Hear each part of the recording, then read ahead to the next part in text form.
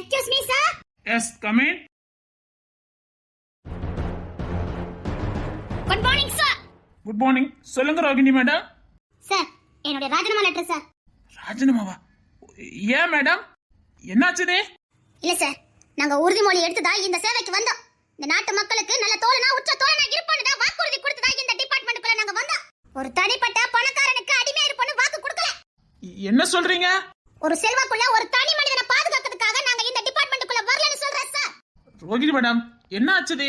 செல்வாக்குள்ள அதிகாரமுள்ள ஒரு மனிதனுக்கு தான் பாதுகாப்பு கொடுக்கணும்னா இத்தனை ட்ரெயினிங்கும் இத்தனை பயிற்சி எங்களுக்கு தேவையில்லைன்னு சொல்ல வரேன். அதுக்கு அவங்கிட்ட வேலைக்கு சேர்ந்தாலே போதுமே. என்னாச்சு ரோகிணி மேடம்? எதனால விவரமா சொல்லுங்க. எம்பிக்கு பாதுகாப்பா போக வேண்டியது எங்க கடமை தான். அதுக்கு சில மணி நேர கணக்கு இருக்கு சார். நாங்களும் மனுஷங்களாங்க தான், மறந்துடாதீங்க. எங்களுக்கும் இயற்கை உபாதைகள் எல்லாம் வரதா செய்யும். என்ன சொல்ல வாரீங்க மேடம்? எம்பி பதவிக்கு நிக்கிற விக்ரம் சாருக்கு நீங்க பாதுகாப்புக்காக பொண்ணுத்துல சார் அனுப்பியிருக்கீங்க. ஆமா. எம்பி பதவிக்காக நிக்கிற விக்ரம் சார் தன்னோட பாவையை தீர்த்துக்கிறதுக்காகவே நம்ம டிபார்ட்மெண்ட்ல பொண்ணுத்துல சார பழி வாங்கியிருக்காரு. இது எந்த விதத்துல சார் நியாயம்? போலீஸ பத்தி உங்களுக்கு அதிகமா விளக்கம் கொடுக்க வேண்டியது இல்லைன்னு நினைக்கிறேன். அதுவும் எனக்கு தெரியும் சார். நமக்கு வேலை நேரம் இவ்வளவுதான ஒரு கணக்கு கிடையாது. ஏன்னா நம்ம நாட்டு மக்களுக்காக சேவை செய்ய வந்திருக்கோம். 24 மணி நேரமும் நாட்டு மக்களுக்காக உழைப்போம்னு தான் சத்தியப்பிரமாணம் எடுத்துட்டு வந்திருக்கோம். அது எங்களுக்கு நல்லாவே தெரியும் சார். அதுக்காக இயற்கை பாதைகளுக்கு கூட போக கூடாதுன்னு நாம ஒன்னும் சத்தியப்பிரமாணம் எடுக்கலையே. நம்ம டிபார்ட்மெண்ட்ல பொண்ணுத்துல சார் திட்டமிட்டு பழி வாங்கப்பட்டிருக்காரு. இதுக்கு நியாயம் கிடைச்சே ஆகணும் சார். இல்ல என்னோட ராஜினாமா லெட்டர் இதான் சார், எடுத்துக்கோங்க. என்ன பேசுறீங்க? இதனால எவ்வளவு பெரிய பிரச்சனைகள் வரும்னு உங்களுக்கு தெரியாது. இப்ப நீங்க ராஜாவா பண்ணிட்டு போனா பத்திரிக்கை டிவி நியூஸ்னு ஏன் எதுக்குன்னு நம்மள கேள்வி மேல கேள்வி கேட்பாங்க. இந்த டிபார்ட்மெண்ட் என்ன பதில் சொல்லும்? உண்மையை சொல்லுங்க சார். உண்மை சொல்லதுக்கு எதுக்கு சார் தயக்கம்? உண்மையும் நேர்மையும் தான் ஜெயிக்கும். இங்க பாருங்க மேடம், உங்க ராஜினாமாலாம் ஒண்ணு வேண்டாம். நான் என்ன ஆக்சன் எடுக்கணுமோ எடுக்கிறேன். ஒரு உயிர் போனதுக்கு அப்புறமா சார் இத்தனை மணி நேரத்துக்கு ஒருத்தர் போய் நம்ம டூட்டியை மாத்தி விடணும். ஆனா பொண்ணுத்துல சர்க்கா அப்படி நடக்கல. அவர் மேயத்துக்கு போன போட்டு விவரத்தை சொல்லியும் அவருக்கு பதில் அங்க யாரையுமே அனுப்பாம இருந்திருக்காங்க. அந்த எம்பிக்கு போட்டிடுறவரு அவரை ஈர்க்க போதைக்கு கூட அனுப்பாம வச்சு சித்திரால பண்ணிருக்காரு. தப்பாலிய தீர்த்துக்காக என்ன சார் பாதுகாப்பு இருக்குது? ஒரு மனுஷன் 24 மணி நேரமும் நின்னுகிட்டே ஈர்க்க போதைக்கு கூட போகாம நின்னா என்ன சார்? நம்ம டிபார்ட்மெண்ட் அப்ப என்னத்தை கண்காணிக்கிறீங்க? இன்னைக்கு அவருக்கு நாளைக்கு எனக்கு என்ன சார் நிச்சயம்? இங்க பாருங்க சார், பொண்ணுத்துல சாருக்கான நியாயம் கிடைச்சே ஆகணும். இல்ல என்னோட ராஜினாமா பத்திரிக்கை நியூஸ் எல்லா பக்கம் போய்கிட்டே இருக்கும். விளக்கம் நீங்க கொடுக்க வேண்டியது. ஓகேவா சார்? என்ன மேடம், நாங்க எப்படி விளக்கம் கொடுக்க முடியும்? அப்ப டூட்டி நீங்க தான மாத்தி விட்டுக்கணும். அப்ப நீங்க எல்லாம் அந்த விக்ரமுக்கு வேலை போயிட்டீங்களா என்ன? என்ன மேடம், மேலதிகாரி கூட பார்க்காம பேசிட்டு இருக்கீங்க? அது எப்படி சார்? இத்தனை மணி நேரத்துக்கு டூட்டியை மாத்தணுமே எல்லா தகவலும் உங்களுக்கு வந்திருக்கணுமே. அப்போ நீங்க டூட்டியை பார்க்கற லட்சணம் இதுதானா சார்? என்ன ராஜினாமா வாங்கிக்கோங்க. பத்திரிக்கை நியூஸ்க்கு நீங்களே விளக்கம் கொடுங்க. இந்தாங்க. நோ நோ ரோகிணி மேடம், நீங்க தப்பு பண்றீங்க. நம்ம டிபார்ட்மெண்ட்டுக்கு கெட்ட பேர் வந்துரும். நான் ஆக்ஷன் எடுக்கிறேன். இத புடிங்க. நீங்க ஆக்ஷன் எடுங்க. உங்க ஆக்ஷன் எப்படி இருக்குன்னு பார்த்துட்டு இந்த ராஜினாமாவை திரும்ப வாங்கலாமா வேண்டாமான்னு நான் முடிவு பண்ணிக்கிறேன். மேடம், ஐயோ மேடம் வேண்டாம், நீங்க அங்க வாங்க. நான் ஆக்ஷன் எடுக்கிறேன்.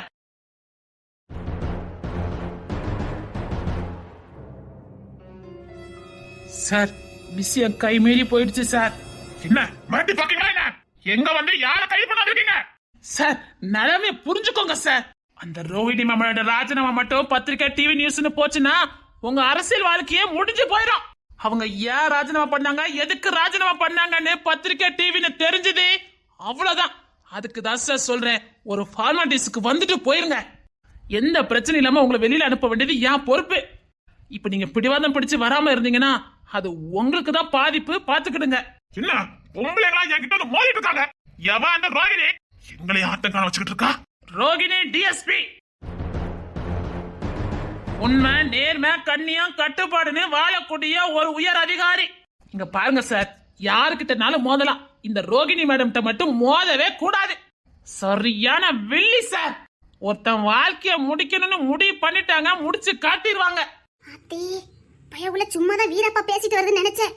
வேலையை காட்டிருக்கு. அவங்க எடுத்த முடிவுல இருந்து பின் வாங்கவே மாட்டாங்க. யார் மிரட்டினாலும் சரி, என்ன நடந்தாலும் சரி, அவங்க எடுத்த முடிவு தான். உங்களுக்கு தண்டனை கொடுக்கணுமா, உங்களுக்கான தண்டனை கிடைச்சே ஆகணுமா. அப்பதான் ராஜினாமாவை திரும்ப வாபஸ் வாங்குவாங்களாம். அதுக்காக என் பிள்ளைய அரெஸ்ட் பண்ண வந்திருக்கேன் சார். உங்க பிள்ளைய அரெஸ்ட் பண்ணா சார்?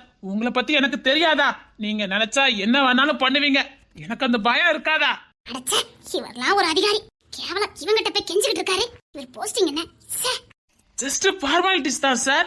விசாரிக்கிற மாதிரி விசாரிச்சுட்டு விசாரணையில ஒண்ணுமே இல்ல, அது எதுவுமே நடக்கலன்னு நான் ப்ரூவ் பண்ணிடுவேன் சார். ஒரு பார்மாலிட்டிஸ்க்கு வந்துட்டு போனீங்கன்னா ரோகிணி மேடம் ராஜினாமாவை வாபஸ் வாங்கினதுக்கு அப்புறம் உங்க வேலையை காட்டிக்கங்க. அவங்கள என்ன பண்ணணுமோ நீங்க பண்ணிக்கங்க. அப்புறம் நான் தலையிடவே மாட்டேன். அவளை நான் போத்தே ஆகணுமே. சார், நீங்க நினைக்கிற மாதிரி பொண்ணுலாம் அது கிடையாது சார். நெருப்பு சார். அவ யாரு? என்ன இருக்காரு? ஊரு எல்லாமே வேளாங்கண்ணி தான். வேளாங்கண்ணியா? ஆமா சார். இத்தனை வருஷமா அங்கதான் வேலை பார்த்துட்டு இருந்தாங்க. நம்ம IPS sir Kishore sir leave எடுத்திருக்கிறதுனால சில வேலைகளை பார்க்கறதுக்காக நம்ம விக்கி சார் டிபார்ட்மெண்ட்டுக்கு அனுப்பியிருக்காங்க. விக்கி டிபார்ட்மெண்ட்டுக்கா? ஆமா சார். சார், கிஷோர் சாரே அப்பாயின்மெண்ட் பண்ணியிருக்காரு. என்னால ஒன்றும் பண்ண முடியாது. ஐபிஎஸ் சாரை பத்தி உங்களுக்கு நல்லாவே தெரியும். என்னால இதுக்கு மேல எதுவும் பண்ண முடியாது சார். கிஷோர் சார் ஏதாவது ஆக்சிடென்ட் எடுத்தாங்கன்னா வேற ஏதாவது பிரச்சனையில முடிஞ்சிடும். உங்களுக்கு நல்ல நேரம் சார். கிஷோர் சார் இன்னும் உங்க மேல ஆக்ஷன் எடுக்கல. அவங்க எடுத்திருந்தா வேற மாதிரி ஆயிருக்கும். இந்த மேடம் தான் ஆக்ஷன் எடுத்தாங்கன்ட்டு நிம்மதியா இருங்க சார். வாங்க, ஒரு பார்மாலிட்டிஸ்க்கு வேலையை முடிச்சுட்டு வந்துடலாம். ரோகிணி டிஎஸ்பி. நான் இப்ப சொல்றேன், அந்த ரோகிணி இதுக்கப்புறம் உசுரோட இருக்க கூடாது. எப்போ என் புள்ள மேல ஆக்ஷன் எடுக்கல துணிஞ்சாலோ இதுக்கப்புறம் உசுரோட இருக்க கூடாது. சார், அதுதான் சார் முடியாது. ஏன் முடியாது? அதெல்லாம் நான் பாத்துக்கிட்டேன். இதெல்லாம் இருந்தா போதும். இல்ல சார். என்ன இல்ல? அந்த மேடம் விக்கி சார் கண்ட்ரோல்ல தான் இருக்காங்க. இப்போ அந்த மேடம் ராஜினாமா பண்ணது மட்டும் விக்கி சாருக்கு போயிருந்துன்னா இன்னும் பிரச்சனை வேற மாதிரி வர்றதுக்கு வாய்ப்பு இருக்குது. உன்னை யார் அந்த போஸ்டிங் அதுக்கு விக்கி கையில கொடுக்க சொன்னா? நான் வரதுக்குள்ள எல்லா வேலையும் பார்த்து வச்சுட்டு. ஐயோ சார், கிஷோர் சாருக்கு மட்டும் நான் உங்க ஆளுன்னு தெரிஞ்சதுன்னா அவ்வளவுதான். என்னைய இந்த டிபார்ட்மெண்ட்ல தூக்கிடுவாரு. அப்புறம் நான் உங்களுக்கு ஏதாவது உதவி பண்ண முடியுமா சார்? கிஷோர் சார் சொன்னதை நான் செஞ்சுதான் சார் ஆகணும். ஏன்னா அவர் போஸ்டிங் அப்படி. ஏன் அவர் நினைச்சா அடுத்து கலெக்டரா கூட ஆவாரு. நம்மளால ஒரு ஐபிஎஸ் ஆக முடியுமா சார்? கிஷோர் கிஷோர் கிஷோர் சார், அன்னைக்கு பெற்றது எல்லாம் ஒண்ணு போலதான் இருக்குது. மேடம், இவங்களை கைது பண்ணி கூட்டிட்டு வாங்க. வாங்க சார். இத்தனை வருஷம் ஆகுது, அந்த பொம்பளை அன்னைக்குலயே உங்களால அழிக்க முடியல. சரி, அவ வளர்த்து விடுற எல்லாமே ஒண்ணு போலதான் இருக்குது. கொஞ்சம் சொல்றேன் கேட்டுக்கோங்க. அந்த அன்னைக்கு உசுரோட இருக்க வரைக்கும் நாம ஜெயிக்கவே முடியாது. இல்ல, இனி உசுரோட வேண்டாம். அவளை என் காலுக்கு தான் மிதிக்கணும்னு நினைச்சேன். அது நடக்கிற மாதிரி தெரியல. அவளை போட்டு தள்ளுறதா நல்லது. இல்ல, அவளை மாதிரி இங்க போல வேற எழும்பிடுவாங்க. நம்ம ராஜ்யம் நடக்காம போயிடும். அவளை எப்படி போட்டு தள்ளணும்னு எனக்கு தெரியும். வாங்க சார். என்ன என்ன சார்? நான் யாரு தெரியல. Sorry sir. போங்க, என் ஜீப்ல வாரேன். கிளம்புங்க. முடியாது சார். எங்களை கைது பண்ண சொல்லி தான் அனுப்பியிருக்காங்க. நான் கைது பண்ணணும். இந்த பொம்பளைங்க பேசினாலே எனக்கு மண்டல கிரு கிரு கிருன்னு வருது. வேலையில இருக்கணுமா வேண்டாமா? சுதந்திரமாவும் தைரியமாவும் இந்த வேலையை செய்ய முடியலனா இந்த டிபார்ட்மெண்ட் எங்களுக்கு தேவையில்லையே சார். கொஞ்சம் அமைதியா இருக்கு, நான் பாத்துக்கிட்டேன். நீங்க கிளம்புங்க. மனுஷனா இருந்தா பரவாயில்ல, எனக்கு வம்பிக்க விடாது. நீங்க கிளம்புங்க. ஓ, விக்கி டிபார்ட்மெண்ட் இல்ல, அதான் வாய் நீளுதே. சார், ஒரு அரசு அதிகாரி பேசுறத மறந்து பேசிட்டு இருக்கீங்க. நாங்க உங்க வீட்ல வேலை செய்யல, இந்த நாட்டுல வேலை செஞ்சுக்கிட்டு இருக்கோம். உங்களை அரெஸ்ட் பண்ணி கூட்டி போக வேண்டியது என் கடமை. கிளம்புங்க. ஓடா, இப்போ நமக்கு நேரம் சரியில்லாம இருக்குது. மாத்தி மாத்தி ஸ்டேஷன் கொண்டு நிலைமை இருக்கு. எல்லாத்துக்கும் ஒரு முடிவு கட்டுறேன். நீ கிளம்பு. இருடி, உனக்கும் வச்சிருக்க. என்னை எதுக்குற எந்த பொம்பளையும் நல்லாவே இருக்கக்கூடாது. போதும் போதும், சாப்பிட முடியல. இன்னும் கொஞ்சம் சாப்பிடுங்க. மாமா அப்படிதான் சொல்லுவாங்க. நீ வாயில விட்டு விடு. இல்லம்மா, போதும்மா. வாமிட் வர மாதிரி இருக்கு, வேண்டாம். மர்மவனே, இன்னும் 2 வாய் சாப்பிடுங்க மர்மவனே. உடம்புல ரொம்ப தெம்பு இல்லாம இருக்கீங்க. ஆமா மாமா, கொஞ்சம் சாப்பிடுங்க மாமா. சாப்பிடுங்க. சரி. நீங்க 2 பேரும் ஓய்வு எடுத்த மாதிரியே தெரியலையே. நாங்க பாத்துக்கிட்டாங்க. நீங்க சாப்பிடுங்க. அம்மா அக்கெல்லாம் 2 நாளா இங்கேயே கடந்தாங்கல்ல, குளிக்க கூட செய்யல. அதான் எல்லாரும் வீட்டுக்கு போய் குடிச்சிட்டு வரேன்ட்டு போயிருக்காங்க. நானும் ஆனந்தி இப்பதான் போயிட்டு வந்தோம். இங்கேதான் இருந்தாங்களா? பிறகு எங்க போவாங்க? அழுதுகிட்டு இங்கேதான் நின்னாங்க. எல்லாருக்கும் ரொம்ப சிரமம் கொடுத்துட்டேன்ல. என்ன பேசுறீங்க? எங்க அம்மா அப்பா வந்தாங்களா? இல்ல. தெரியுமா? சொன்ன மாமா, ஆனா யாரும் வரல. எங்க அம்மா? அவங்க மட்டும் போன்ல அழுதாங்க மாமா. வர முடியல, என் புள்ளைய நல்லபடியா பாத்துக்கிடுங்கன்னு சொன்னாங்க. அப்பப்ப வேற ஏதோ செல்லுல இருந்து பேசுறாங்க. இப்ப எப்படி இருக்கான்னு கேட்பாங்க. பாவமா தான் இருக்குது. அக்கா மாதிரி யாராவது போனு? அவங்களுக்கு நீங்க தேவையில்லை மாப்ள, உங்க பணம் மட்டும் போதும். சரி. நீங்க ஏன் கவலைப்படுறீங்க? இருக்கல. சரி, இந்த ஒரு வாய் சாப்பிடுங்க. சரி. அப்பா சாப்பிட்டுட்டாங்க. நர்ஸை கூப்பிட்டு இந்த ட்ரிப்ஸை போட சொல்லுங்கப்பா. சரிம்மா. ரொம்ப தேங்க்ஸ் மாமா. ஏன் மாப்ள? இல்ல, என் பக்கத்துல இருந்து பாத்துருக்கீங்களே. என் வீட்டு பிள்ளையா நீங்க? உங்களை நாங்க பார்க்காம ரொம்ப கஷ்டத்தை கொடுத்துட்டேன்ல. நீங்க ரொம்ப கஷ்டப்பட்டுட்டீங்க. உடம்பே மாறி போச்சுதே. கவலைப்படாதீங்க மாப்ள, சீக்கிரம் உங்க பழைய உடம்புக்கு வந்துடலாம். சரிங்க மாமா, நீங்க ஓய்வெடுங்க மாப்பிள்ள. நான் அந்த டிப்ஸை போடக்க சொல்லிட்டு வந்துடுறேன். சரிங்க மாமா. ஆமா, அன்னைக்கு கோட்ரஸ்க்கு போனியா, எப்படி பத்திரமா வந்த? சதீஷ் மாமா தான் கூப்பிட வந்தாங்க. உங்ககிட்ட நான் என்ன சொல்லியிருக்கேன்? நான் இல்லாம எங்கேயும் போவாதன்னு சொல்லியிருக்கேன்ல. நீங்க குவார்டர்ஸ்ல தான் இருப்பீங்கன்னு நினைச்சு தான் போனேன். அதுரா, நீ மாமா கூட பேசிட்டு நான் வெளியில இருக்கேனா? ஈர ஆனந்தி, நானும் வரணும். சரி, நீ பேசிட்டு வா. ரொம்ப கஷ்டப்பட்டுட்டல. சும்மா இருங்க. நீங்க பட்ட கஷ்டத்தை தான் என்னால பார்க்கவே முடியல. எனக்கு உடம்பு சரியில்லாம போட நினைச்சு பயமே வரல.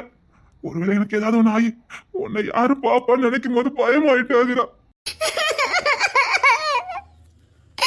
நீங்க மட்டும் இல்லாம போயிருந்தா நான் பைத்தியம் பிடிச்சே செத்துருப்பேன். அதுரா, நீங்க இல்லாத வாழ்க்கை என்னால நினைச்சு கூட பார்க்க முடியல. செத்தா போயிருவேன். இல்ல இல்ல, உனக்கு அப்படி ஒரு நிலைமை நான் கொடுக்கவே மாட்டேன். உன்னை மகாராணி மாதிரி வாழ வைப்பேன். என் கண்ணுக்குள்ள வச்சு விட்டு பாத்துக்கிட. மகாராணி எல்லாம் ஒண்ணும் வேண்டாம். கூட இருந்தாலே போதும். நான் சந்தோஷமா தான் இருப்பேன்.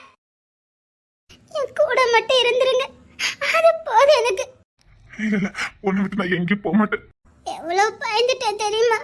இந்த உலகத்துல உங்களை மாதிரி என்ன யாருமே நேசிக்கல தெரியுமா? உங்களை மாதிரி என்ன யாருமே பாதுகாக்கல தெரியுமா? உங்க அன்பு எனக்கு வேணுங்க. கடைசி வரைக்கும் உங்க அன்பு எனக்கு வேணும். என் கூடயே இருந்துங்க. நான் ரொம்ப சந்தோஷமா இருப்பேன். மகாராணி மாதிரி நிஜமாவே இருப்பேங்க.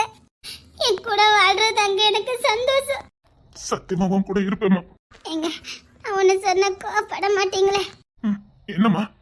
நம்ம கல்யாணம் பண்ணிக்கலாங்க. ஏமா? எனக்கு உங்க கூடயே இருக்கணும் போல இருக்குங்க. உங்க மனைவியா, உங்களுக்கு சொந்தமானவளா உங்க கூடயே இருக்கணும் போல இருக்கு. அதிரா, உங்ககிட்ட நான் ஒரு உண்மையை சொல்லணும். அதிரா, சொல்லுங்க. நான் என் அம்மாவுக்கு ஒரு சத்தியம் பண்ணி கொடுத்தேன். அதிரா, சத்தியமா? என்ன?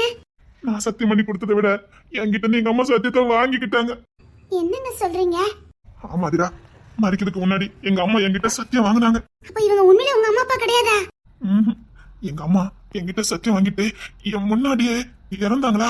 என்னால அதை தாங்கிக்க முடியல. மைண்ட் பாதிச்சுட்டு. என்னங்க சொல்றீங்க? யார்கிட்டயும் சொல்லிடாத. நான் யார்கிட்டயும் சொல்லாம தான் இருந்தேன். ஆனா நீ கல்யாண பேச்சு எடுத்துறதுனால தான் நான் சொல்ல வேண்டியிருக்கு. அது எப்படிங்க சொல்லுவேன்? சரி, கிட்டத்தட்ட 2 வருஷத்துக்கு நான் யாருங்கிறது எனக்கே தெரியாது. அப்போதான் எங்க இருக்கவங்கிட்ட வந்தேன். அப்போ ஒரு நாள் பணம் இறக்க போயிருந்தேன். சரி. அப்போ திடீர்னு எனக்கு ஒரு மாதிரி மயக்கம் வர மாதிரி இருந்ததா. நான் பணமா தந்து கீழே விழுந்துட்டேன். விழுந்த உடனே மரணத்துக்கு போன மாதிரி போயிட்டேன். அப்படி போனப்போதான் எங்க அம்மா சாவதுக்கு முன்னாடி என்கிட்ட வாங்கின சத்தியம் என் நினைவுக்கு வந்தது. அப்பதான் நான் யாருங்கிற உண்மை எனக்கு தெரிய வந்தது. என்னங்க சொல்லிக்கிட்டு இருக்கீங்க? ஆமா அதிரா, என் அம்மா எனக்கு வாங்கின சத்தியம் என் குடும்பம் எப்படிலாம் அழிஞ்சது எல்லாம் என் கண்ணு முன்னாடி வந்தது. ஆனா நான் எந்த ஊரு எதுவுமே என் ஞாபகத்துக்குள்ள வர மாட்டேங்குது அதிரா. என்னங்க சொல்றீங்க? ஆமா அதிரா, என் அம்மா வாங்கின சத்தியம் மட்டும் தான் எனக்கு ஞாபகத்துக்கு வருதே தவிர நான் எந்த ஊரு என்ன யாது எதுவுமே எனக்கு ஞாபகத்துக்கு வர மாட்டேங்குது. அப்போ விக்னேஷன் சொன்னா நீங்க திரும்பி பாக்குறீங்க? அதான் எனக்கும் தெரியல. விக்கி, விக்னேஷ், தருண் இந்த பேரை கேட்டா என்ன அறியாமல அவங்க பாசத்துக்கு நான் அடிமையாயிருந்தேன். தருண முத நான் பார்த்தேன்னா என்ன அறியாமல ஏதோ ஒரு பாசம் அவன் மேல எனக்கு தோணுச்சுது. என்னங்க சொல்லிக்கிட்டு இருக்கீங்க? எனக்கு புரியல. ஆமா அதிரா, நான் வெளியில காட்டிக்காம இருக்கேன். என் அம்மா என்கிட்ட வாங்கின சத்தியம் ஞாபகம் இருக்கு. ஆனா மத்த எதுவுமே எனக்கு ஞாபகத்துல இல்ல. நானும் எப்படி இல்லாம முயற்சி பண்ணி பார்த்துட்டேன். எதுவுமே முடியல. எங்க அம்மா என்னென்ன சத்தியம் வாங்கினாங்களோ அதை ரிப்பீட் பண்ணிக்கிட்டே இருக்கும்போது சில அடையாளங்கள், சில ஞாபகம் இப்படிதான் இருக்குன்னு நான் யூகிச்சுக்கிட்டு தான் ஒவ்வொன்றா பண்ணிக்கிட்டு இருக்கேன். அப்படி உங்க அம்மா என்னதாங்க சத்தியம் வாங்கினாங்க? சத்தியத்தை சொன்னா நீ அதிர்ச்சட வேண்டாம் அதிரா, நீ என்னை விட்டு போயிடுவ. எனக்கு பயமா இருக்கு. என்னங்க இப்படிலாம் சொல்றீங்க? அப்பலாம் உங்களை விட்டு நான் போக மாட்டேன். இல்ல அதிரா, வேண்டாம் அதிரா. எங்க என்ன இருந்தாலும் பரவாயில்லைங்க, நான் உங்க கூட தான் இருப்பேன். நீங்க இல்லாத வாழ்க்கை எனக்கு என்னங்க வாழ்க்கை? அதுக்கு இல்ல, சத்தியமா நீ என்னை விட்டு போக மாட்டேன்னு தெரியும். ஆனா வேண்டாம் ஆதிரா, இப்போ நீ தெரிஞ்சுக்க வேண்டாம். நான் கிட்டத்தட்ட நெருங்கிட்டேன். சீக்கிரம் கண்டுபிடிச்சிருவேன். அதான் என்ன என்னத்தை தேடுறீங்க? என்ன சத்தியம் பண்ணி கொடுத்தாங்க? ஏதாவது விவரம் சொல்லுங்க. நீங்க யாரு, எத்தனை பேர் உங்க கூட பிறந்தது, எல்லா விவரத்தையும் சொல்லுங்க. நாங்களும் உங்களுக்கு உதவி பண்ணுவோம்ல, எங்களால முடிஞ்ச உதவி நாங்க செய்வோம்லங்க. ஐயோ, நான் இதை எப்படி உங்ககிட்ட சொல்லி புரிய வைப்பேன்? எனக்கு ஞாபகமே இல்லைன்னு சொல்றேன்ல. எங்க அம்மா சத்தியம் வாங்கினது மட்டும் தான் என் நினைவுல இருக்கு. அது மட்டும் தான் வந்து வந்து போதே. உங்க அம்மா சத்தியம் பண்ணும்போது கூட யாராவது இருந்தாங்களா? ஒருத்தர் கூட இல்ல. அப்படி எங்க அம்மா சத்தியம் பண்ணும்போது கூட யாராவது இருந்தா இன்னத்துக்கு நான் கண்டுபிடிச்சிக்க மாட்டேன். அப்போ நீங்க சின்ன பிள்ளையில எப்படி இருந்தீங்க, என்ன யாது, உங்க கூட வந்து எதுவுமே ஞாபகத்துல இல்லையா? இல்ல நானும் எவ்வளவு முயற்சி பண்ணி பாக்குறேன். என் குழந்தை பருவம் எனக்கு ஞாபகத்துக்கே வர மாட்டேங்குது. அப்ப தருண பார்த்தா உங்களுக்கு பாசம் வந்ததே? அதான் எனக்கு தெரியல. அவனை முத கிஷோர் கிட்ட வச்சு பார்த்தேன்னா என்ன அறியாமலே அவன் மேல எனக்கு பாசம் வந்தது. என் மேல அடிக்கிற அதே வாசம் அவன் மேல நான் உணர்ந்த என்ன அறியாமலே அவன் பக்கம் என்ன திருப்பிச்சது. இப்போ அவன் இல்லாம என்னால இருக்க முடியாத அளவுக்கு அவன் மேல ஒரு பாசம். என்ன விடவா? அத பாத்தியான்னு சொல்ல தெரியல ஆதிரா. நீ வேற மாதிரி, அவன் வேற மாதிரி. நீ ஒரு கண்ணுனா அவன் ஒரு கண்ணு, அப்படி ஒரு பாசம். என்னங்க சொல்றீங்க? ஆமா ஆதிரா, அதான் எனக்கு தெரியல. சரிங்க, அப்ப விக்கி மேல எவ்வளவு பாசமா இருக்கீங்க? விக்கிய எனக்கு ட்ரைனிங்ல தெரியுமா, அவன் ரொம்ப தெளிவுண்டு பண்ணுவான். ரவுடி தோத்து போயிருவான். ரவுடி என்ன, அவன் ரவுடி மாதிரி தான் நடந்துக்குவான். அவன் கிட்ட இல்லாத பாதுகாப்பிட்டே கிடையாது. அதனால அவன் நான் பொறுப்பா எடுத்துக்கவே மாட்டேன். சரி. ஒரு நாளே கிஷோரு அடியால வச்சு அவனை விரட்டணும். சரி. எங்க ட்ரைனிங் கிரவுண்ட்ல நான் கபடி விளையாடிட்டு இருந்தேன். விக்ரமும் கிஷோர் ஏற்படுத்தின ஆளுக்க விக்கி விரட்டிட்டு வந்தானுங்க. நான் விட்டுட்டேன். அவன் என்னனையும் போறான்னு விட்ட அடி வாங்கி சாகட்டும் தான் விட்டுட்டு இருந்தேன். ஏன்னா என்கிட்ட அவளை வாழ்க்கை நான் பண்ணுவான். சரி. அப்போ தூரத்துல ஒரு பையன், டே விக்கி உன்னை விக்ரம் அடிக்க ஆள் அனுப்பியிருக்கான் அப்படின்னு ஒரு சவுண்ட் கொடுத்தான்.